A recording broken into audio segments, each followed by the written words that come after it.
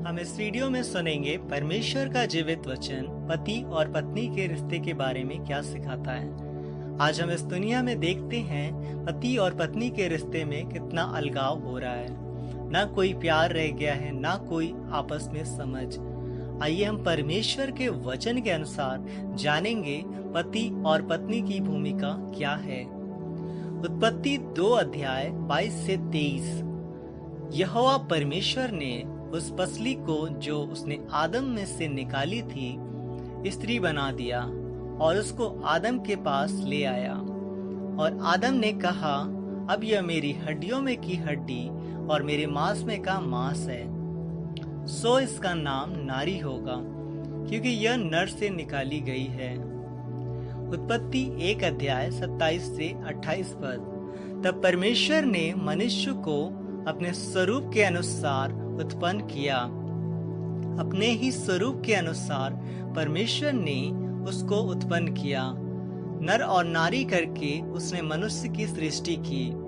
और परमेश्वर ने उनको आशीष दी और उनसे कहा, फूलो फलो और पृथ्वी में भर जाओ और उसको अपने वश में कर लो और समुद्र की मछलियों तथा आकाश के पक्षियों और पृथ्वी पर रेंगने वाले सब जंतुओं पर अधिकार रखो।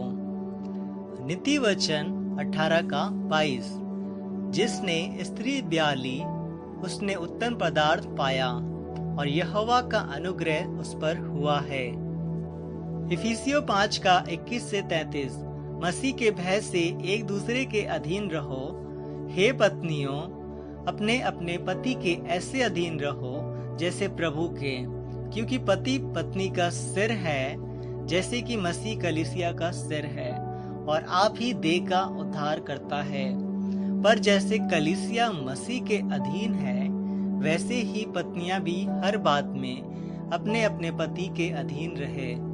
हे पतियों, अपनी अपनी पत्नियों से प्रेम रखो, जैसे मसीह ने भी कलीसिया से प्रेम करके अपने आप को उसके लिए दे दिया, कि उसको वचन के द्वारा जल के स्नान से शुद्ध करके पवित्र बनाए और उसे एक ऐसी तेजस्वी कलीसिया बनाकर अपने पास खड़ी करे, जिसमें ना कलंक, ना झुर्री, ना कोई ऐसी वस्तु हो, वरन पवित्र और निर्दोष हो।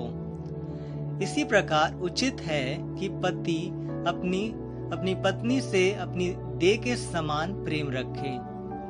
जो अपनी पत्नी से प्रेम रखता है वह अपने आप से प्रेम रखता है, क्योंकि किसी ने कभी अपने शरीर से बैर नहीं रखा, वरन उसका पालन पोषण करता है, जैसा मसीह भी कलीसिया के साथ करता है, इसलिए कि हम उसकी देह के अंग हैं। इस कारण मनुष्य माता पिता को छोड़कर अपनी पत्नी से मिला रहेगा और वे दोनों एक तन होंगे।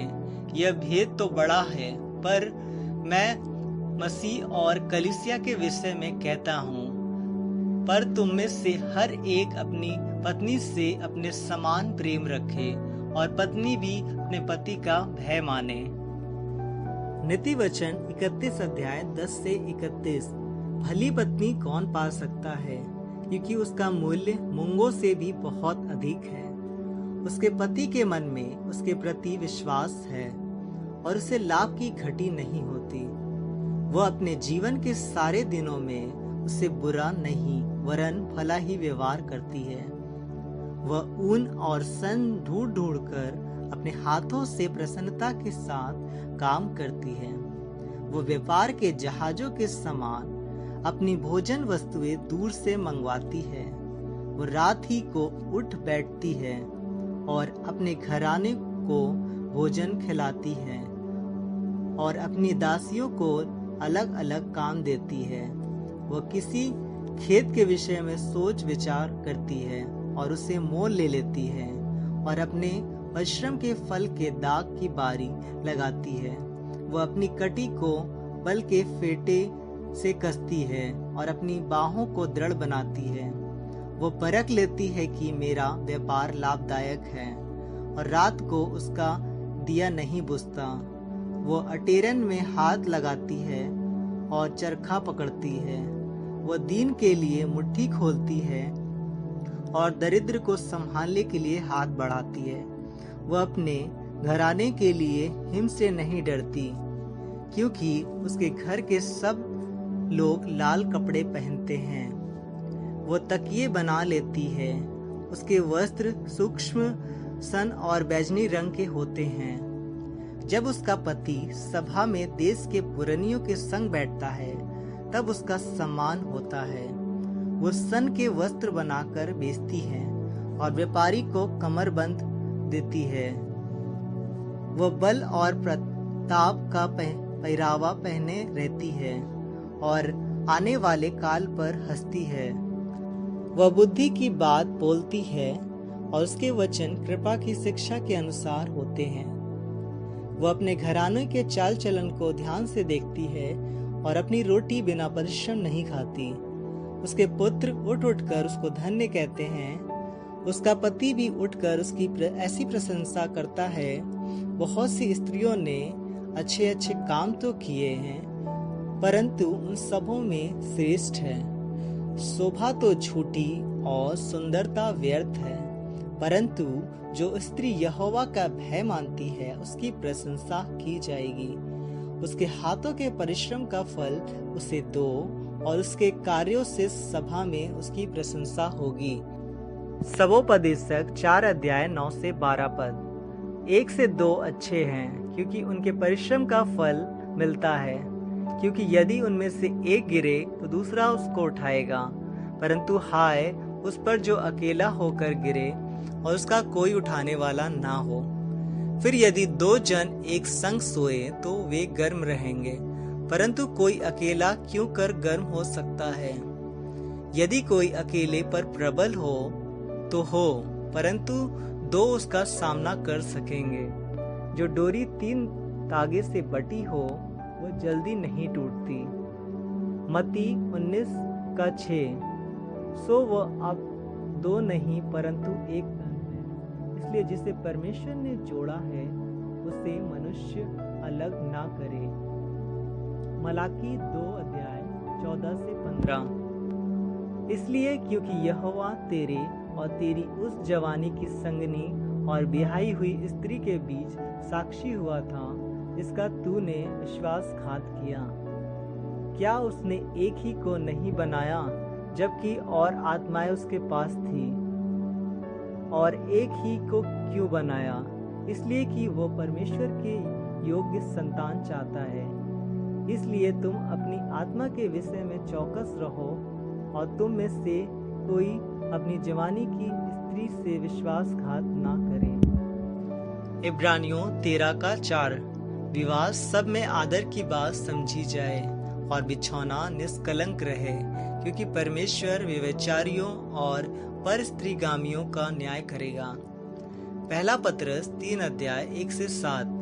हे पत्नियों, तुम भी अपने पति के अधीन रहो, इसलिए कि यदि इनमें से कोई ऐसे हो जो वचन को न मानते हो, तो भी तुम्हारे भय सहित पवित्र चाल चलन को देखकर बिना वचन के अपनी पत्नी के चाल चलन के द्वारा खिंच जाए और तुम्हारा श्रृंगार दिखावटी ना हो, अर्थात बाल गूंथने और सोने के गहने या भांति भांति के कपड़े पहनना, वरन तुम्हारा छिपा हुआ और गुप्त मनुष्यत्व नम्रता और मन की दीनता की अविनाशी सजावट से सुसज्जित रहे, क्योंकि परमेश्वर की दृष्टि में इसका मूल्य बड़ा है। और पूर्व काल में पवित्र स्त्रियां भी जो परमेश्वर पर आशा रखती थी, अपने आप को इसी रीति से संवारती और अपने पति के अधीन रहती थी, और सारा इब्राहिम की आज्ञा में रहती और उसे स्वामी कहती थी। सो तुम भी यदि भलाई करो और किसी प्रकार के भय से भयभीत ना हो, तो उसकी बेटियां ठहरोगी। वैसे ही हे पतियों, तुम भी बुद्धिमानी से पत्नियों के साथ जीवन निर्वाह करो और स्त्री को निर्बल पात्र जानकर उसका आदर करो, यह समझकर कि हम दोनों जीवन के वरदान के वारिस हैं। इससे तुम्हारी प्रार्थनाएं रुक ना जाए।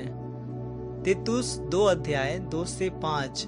अर्थात बूढ़े पुरुष सचेत और गंभीर और संयमी हो, और उनका विश्वास और प्रेम और धीरज पक्का हो।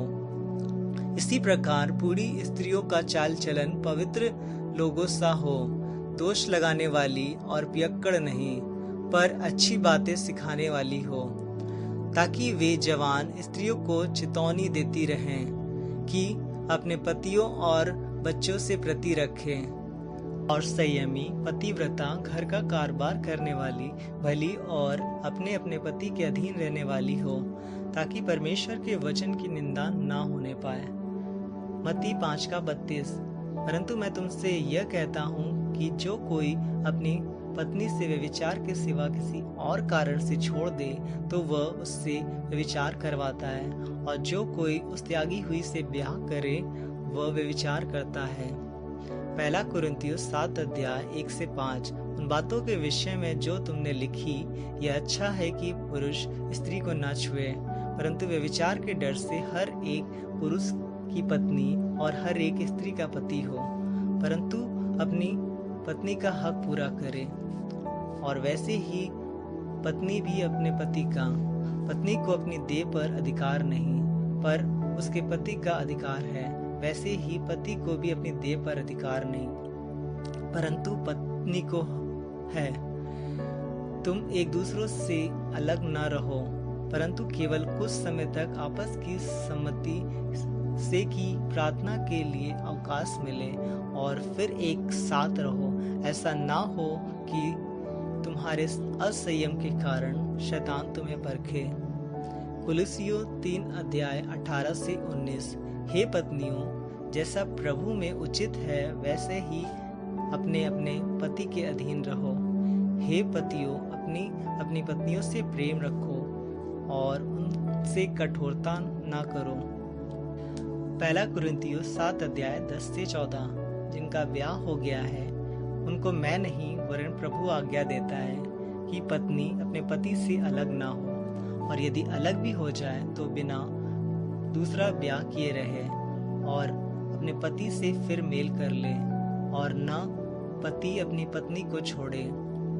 दूसरे से प्रभु नहीं, परंतु मैं ही कहता हूँ, यदि किसी भाई की पत्नी विश्वास न रखती हो और उसके साथ रहने से प्रसन्न हो तो वह उसे न छोड़े, और जिस स्त्री का पति विश्वास न रखता हो और उसके साथ रहने से प्रसन्न हो वह पति को न छोड़े, क्योंकि ऐसा पति जो विश्वास न रखता हो वह पत्नी के कारण पवित्र ठहरता है, और ऐसी पत्नी जो विश्वास नहीं रखती पति के कारण पवित्र ठहरती है। नहीं तो तुम्हारे लड़के बाले अशुद्ध होते, परंतु अब तो पवित्र हैं। पहला पत्रस 4:8। सब में श्रेष्ठ बात यह है कि एक दूसरे से अधिक प्रेम रखो, क्योंकि प्रेम अनेक पापों को ढांप देता है। इन वचनों को रोज पढ़ें और अपने वैवाहिक जीवन को आशीषित बनाएं। इस वीडियो के द्वारा प्रभु आप सबको बहुत आशीष दे।